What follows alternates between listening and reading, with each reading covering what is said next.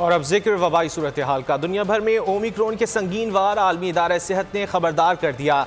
Delta और Omicron मिलकर corona के खतरनाक सुनामी को जन्म दे रहे हैं। अमेरिका में भी कोरोना 24 घंटे में 4 लाख से जायद केसेस रिपोर्ट हुए। बरतानिया और स्कॉटलैंड में 80% केसेस ओमिक्रॉन के सामने आए।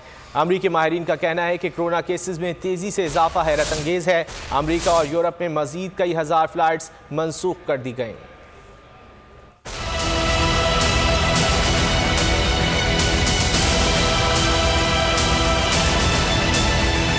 ओमिक्रॉन का सुनामी आने को है तैयार। WHO ने कर दिया खबरदार। आलमी इदारा सेहत WHO के सरबराह एडहानोम टेड्रोस ने कहा है कि कोरोना के डेल्टा और ओमिक्रॉन वेरिएंट मिलकर आलमी वबा के खतरनाक सुनामी को जन्म दे रहे हैं। गरीब ममालिक कोरोना वैक्सीन की इब्तदाई खुराकों से महरूम है। तकरीबन 100 ममालिक अभी तक 40% आबादी की वैक्सीनेशन का हदफ पूरा नहीं कर पाए हैं। अमेरिका में ओमिक्रॉन केसेस का नया रिकॉर्ड। अमेरिका में कोरोना केसेस में इजाफा, जनवरी में उरूज पर पहुंचने का खदशा।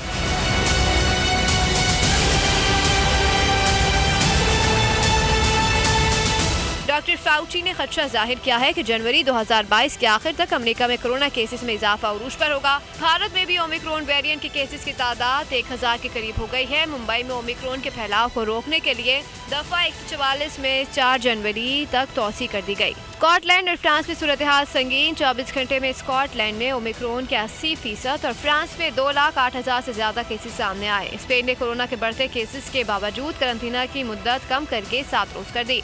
आलमी इदारा सेहत ने स्पेन को एहतियात की हिदायत की है। यूरोप और अमेरिका में फ्लाइट्स की मनसूखी का सिलसिला जारी है। मजीद 2000 से ज्यादा फ्लाइट्स मनसूख कर दी गई हैं। नई पाबंदियों के बाद नए साल की तकरीबात की तैयारियां भी मान पड़ गई हैं।